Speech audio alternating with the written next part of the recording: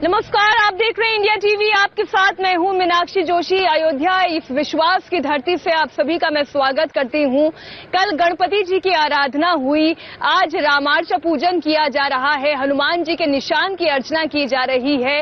रुई, तेल, दीपक, धूप, अगरबत्ती, जिस तरीके से पूजन की ये पूरी विधि विधान है, उसकी एक एक तस्वीर हम अयोध्या के कोने कोने से आप तक पहुंचा रहे हैं। और हनुमानगढ़ी में किस तरीके से हनुमान जी की आरती हो रही है।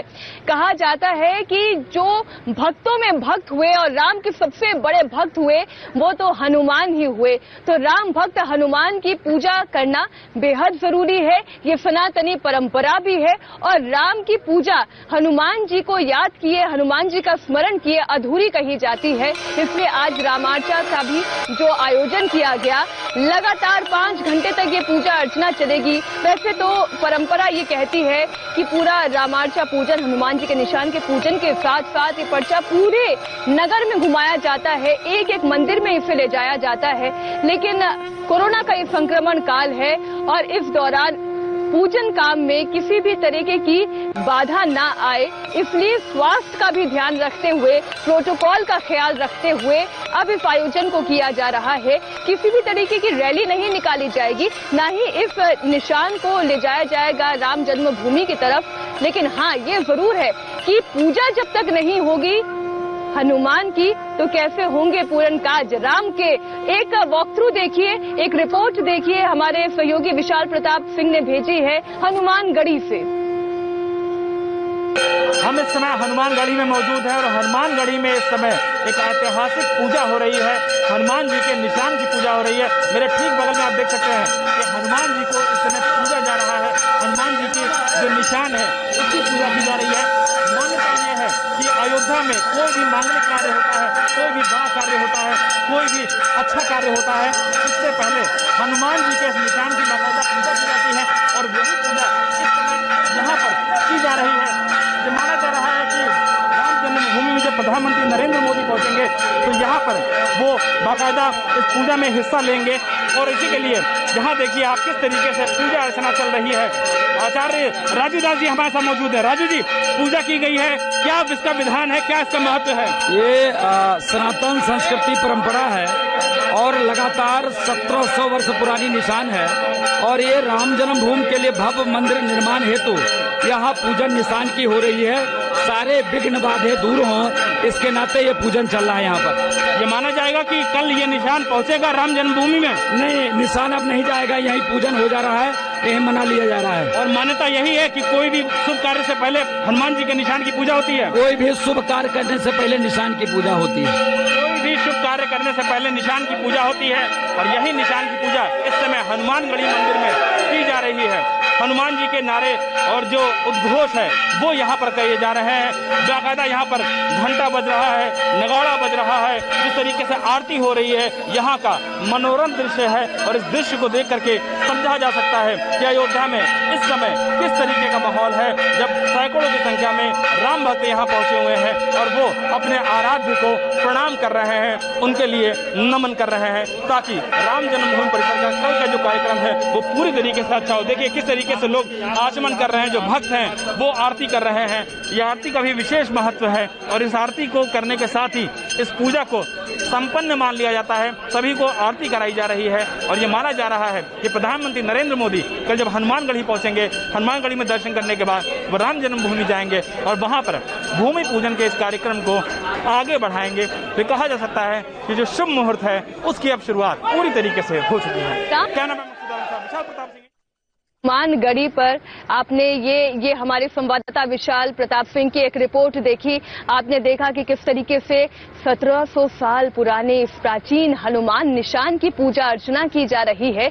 लेकिन इसका महत्व क्या है, ये क्यों की जाती है, ज्यादा समझने के लिए हमारे संवाददाता विशाल प्रताप सिंह ने बात की हनुमानगढ़ी के पुजारी राजू दास जी से। प्रधानमंत्री नरेंद्र मोदी जब यहाँ पहुंचेंगे तो किस तरीके से उनको पूजन कराया जाएगा? नहीं, कोविड-19 संक्रमण को देखते हुए कल माननीय मुख्यमंत्री जी बैठे थे, उन्होंने गहन चिंतन किया और हम लोगों ने विचार किया कि सोशल डिस्टेंस का पालन करेंगे। क्योंकि देखिए अमित शाह जी प्रदेश अध्यक्ष स्वतंत्र देव सिंह और तमाम लोगों को कोविड-19 संक्रमण के बाद मंत्री भी खत्म हो गए और राम जन्मभूमि के जो चारों पुजारी कोविड-19 संक्रमण से ग्रसित हो गए।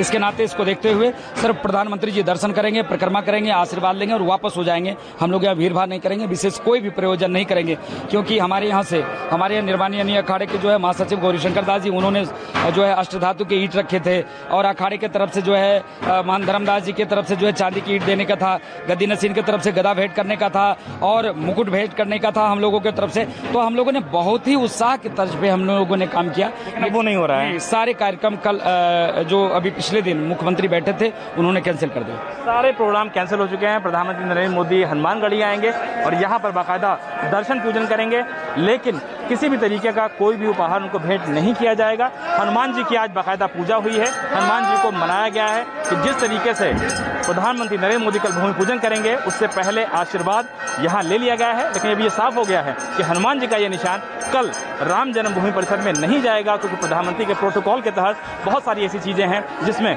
कुछ न कुछ चीजें को देखने के बाद ये तय हो गया है कि निशान का पूजन हो गया है, लेकिन ये निशान अब राम जन्मभूमि परिसर में गर्भगृह में नहीं जाएगा, लेकिन हनुमान जी का आशीर्वाद उनसे ले लिया गया है। आपने ये पूरी रिपोर्ट देखी और हमने आपसे वादा किया है कि आप इंडिया टीवी के साथ जुड़े रहेंगे तो आपको राम के चरित्र को भी समझाया जाएगा, आपको इस मंदिर के महत्व के बारे में भी जानकारी दी जाएगी। और जब हम राम के चरित्र की बात करते हैं तो हम रामचरितमानस की बात करते हैं, हम महर्षि वाल्मीकि द्वारा लिखे गए महाकाव्य रामायण की बात करते हैं। और आज इसी सत्संग की चर्चा करने के लिए हमारे साथ 3 बेहद खास मेहमान जुड़ेंगे। हमारे साथ आचार्य विक्रमादित्य जी जुड़ेंगे, धर्माचार्य हैं आप, हमारे साथ कथावाचक अजय भाई जी जुड़ेंगे और साथ ही हमारे साथ कथावाचक और राम भक्त प्रभंजनानंद जी महाराज भी इस वक्त अयोध्या के हमारे मंच पर मौजूद हैं। तो सबसे पहले प्रभंजनानंद जी, क्योंकि हम राम की नगरी में हैं, राम के चरित्र की बात कर रहे हैं, हनुमान जी की बात कर रहे हैं, तो आप कहां से शुरुआत करेंगे, किस भजन से, किस भाव के साथ? सबसे पहले तो मैं कहना चाहूंगा कि अवध धाम धामाधिपति अवतारणपति राम, सकल सिद्धपति जानकी वीरनपति हनुमान।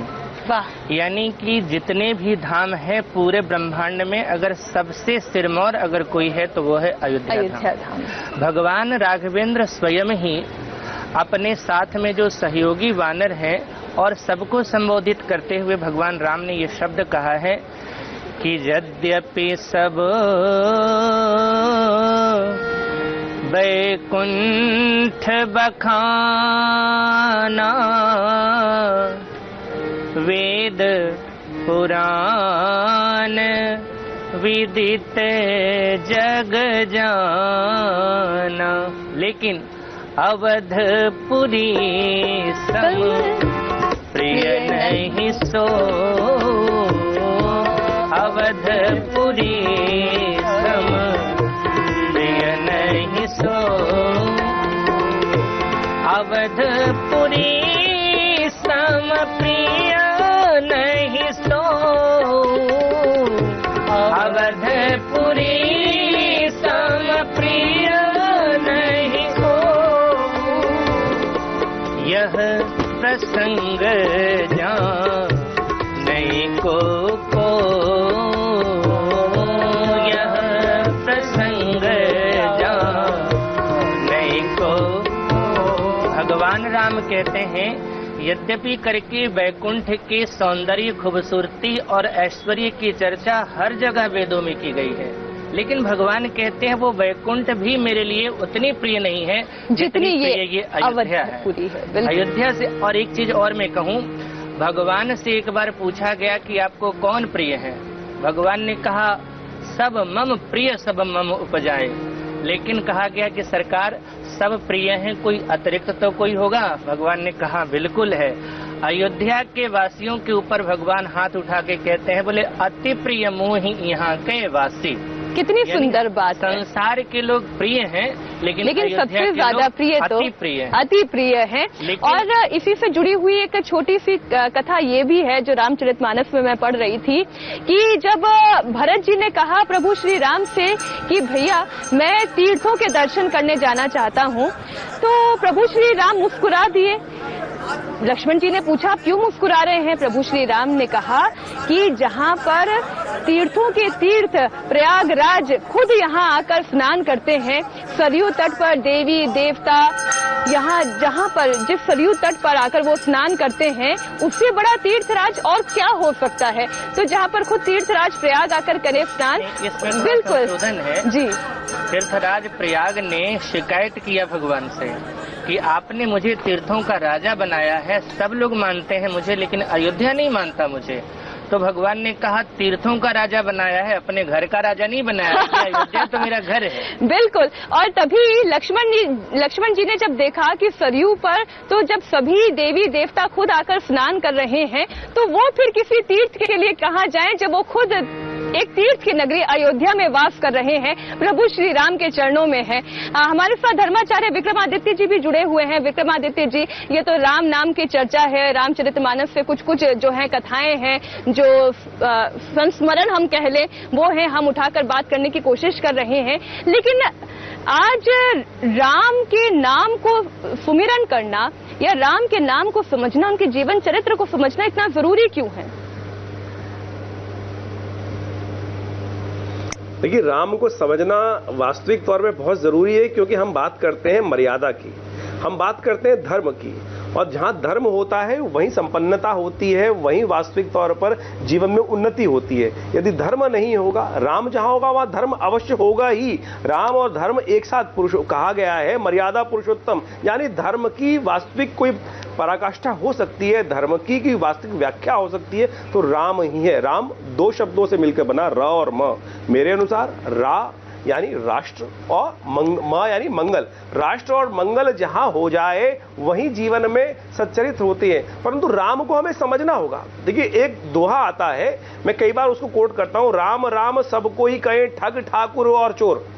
यानी राम तो सब कहते हैं, परंतु राम को जानते नहीं है। राम है क्या, यही समझने के लिए आवश्यकता है कि राम को किस रूप में पूजते हैं। हम नृत्य नाटिका के रूप में राम को समझने का प्रयास करते हैं। राम मनी चोर भी राम कहता है, ध्रुव भी राम कहता है, बड़े से बड़ा व्यक्ति भी राम कहता है, संत भी राम कहता है, परंतु शास्त्र ने आगे कहा, राम राम सब कोई ठग ठाकुर और चोर, तारा ध्रुव प्रहलाद जपे वह नाम कछु और। यानी तारा ध्रुव प्रहलाद ने जिस नाम को जपने से पराकाष्ठा प्राप्त की, भक्ति प्राप्त की, वो नाम कुछ और है। राम राम सब कोई कहे, उसके आगे और कहा गया, दशरथ कहे न कोई, एक बार दशरथ कहे कोटि जन्म फल हो। यानी पांचों ज्ञानेंद्री, पांचों कर्मेंद्री से उठकर जो उस राम तत्व को पहचानने का प्रयास करेगा, राम को पहचानने का प्रयास करेगा, राम के इन कथाओं से उस राममय होने में लाभ तो मिलेगा, परंतु राम जपने से, राम को वास्तविक राम राज्य की बात हम करते हैं, तो राम की स्थापना करने से राम राज्य स्थापित होगा और राममय वातावरण बनेगा।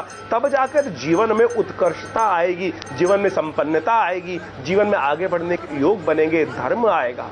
अधर्म जहां होगा वहां राम रह ही नहीं सकता। इस बात को हमें समझ लेना चाहिए। इस बात को हमें समझते हुए जीवन को आगे चलाने का प्रयास। और धर्म की स्थापना के लिए ही तो ये प्रयास है, और प्रयास इसलिए कि अयोध्या की इस धर्म नगरी से जब हम ये विशाल कवरेज लेकर आए हैं, जब हम ये कह रहे हैं कि ये जो हो रहा है, ये अयोध्या नगरी जो सज रही है वो अभूतपूर्व है, वो अप्रतिम है, और ये वही मनोकामना है, ये वही आकांक्षा है जो 500 वर्षों से राम भक्त करते आ रहे हैं, और आज जब वो अपनी आंखों के सामने इसे पूर्ण होते देख रहे हैं तो वो क्या मंगल महसूस करते हैं, मंगल अनुभव करते हैं। हमारे साथ संवाददाता विशाल प्रताप सिंह इस वक्त हनुमानगढ़ी से जुड़े हुए हैं, एक बार हम उनका रुख कर लेते हैं। विशाल, हम देख सकते हैं कि बहुत ही सुंदर आरती वहां पर हो रही है, हनुमान जी के निशान पूजन का कार्यक्रम अभी भी चल रहा है।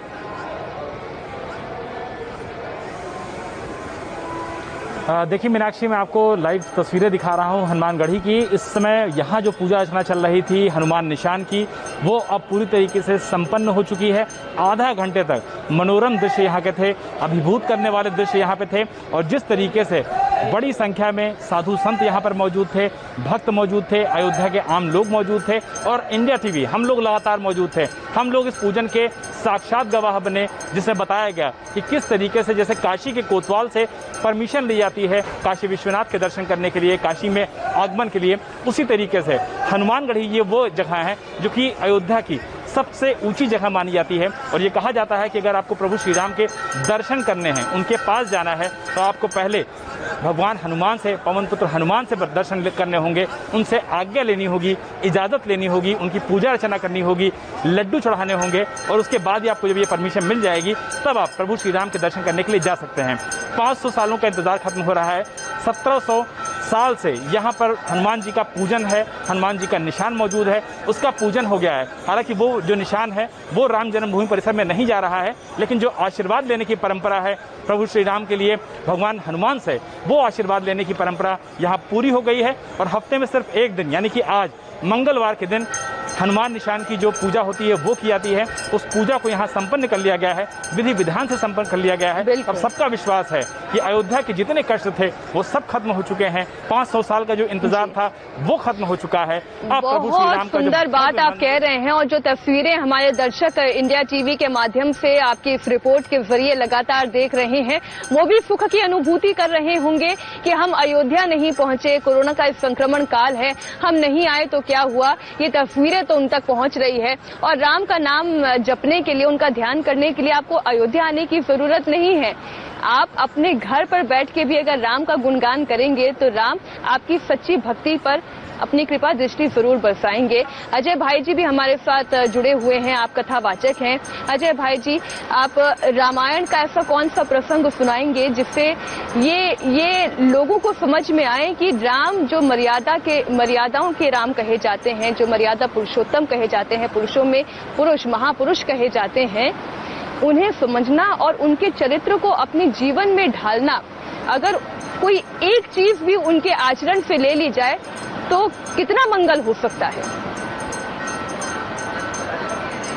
सबसे पहले तो सभी दर्शकों को राम जन्मभूमि की शुभकामनाएं, और साथ में मैं आपको एक बात कहूंगा कि हम लोग 2007 से श्रीलंका जा रहे हैं। आपको आवाज आ रही है? हेलो जी जी, हेलो, आवाज आ रही है जी? हम श्रीलंका जा रहे हैं और आपको आश्चर्य होगा कि हमने हम लोगों ने श्रीलंका में एक कथा सुनी। श्रीलंका में एक जगह है ऊना बटूना, वहां पर एक संजीवनी ड्रॉप नाम का छोटा सा माउंटेन है जिस पर जापान के एक संत हनुमान जी का मंदिर बनाकर रहते हैं। हमें वहां जाकर वक्त बताया गया कि जिस समय हनुमान जी संजीवनी लेकर आए थे तो उस पर्वत का एक टुकड़ा गिरा अयोध्या जी में, जिसको हनुमानगढ़ी के रूप में आप जानते हैं, और एक टुकड़ा गिरा श्रीलंका में जिसको ऊना बटूना संजीवनी ड्रॉप के नाम से जानते हैं। और आपने कहा कि राम से हम जो सीखना है, हम जब सब लोग भजन गाते हैं, जाहे विधि राखे राम ताहे विधि रहिए, ये सबसे महत्वपूर्ण है। आज के जमाने में भगवान राम ने अपने माता पिता की आज्ञा मानी और राज छोड़कर वनवास प्राप्त किया, तो एक लाइन में आप रामचरितमानस को समझ सकते हैं, और वो लाइन है कि राम वन गए और भगवान बन गए। राम वन गए और भगवान बन गए। आइए, इसलिए जीवन में जिन्होंने अपने माता पिता का सम्मान किया है वो जीवन में सब कुछ पाते हैं। और हनुमानगढ़ी में निशान का पूजन चल रहा है, तो मैं झंडे पर एक भजन गाना चाहता हूँ। झंडे की महत्ता, वो भी हनुमान जी की।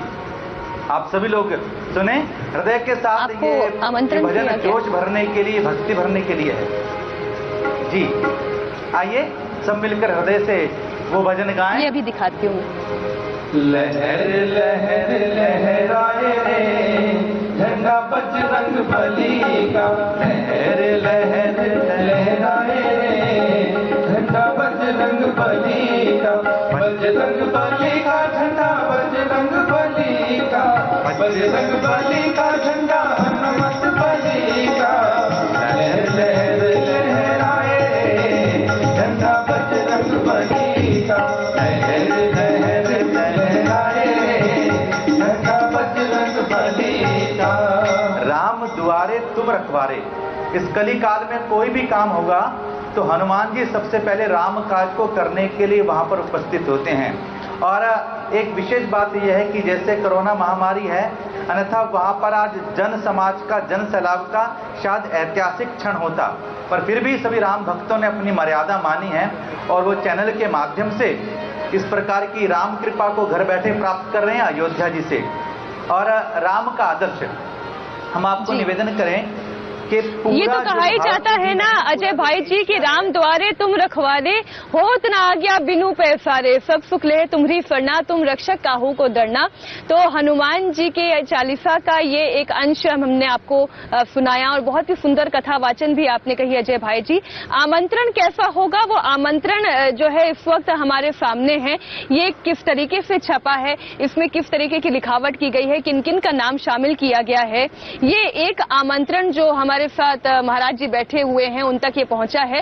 तो ये भी हम आपको दिखाएंगे एक छोटे से ब्रेक के बाद।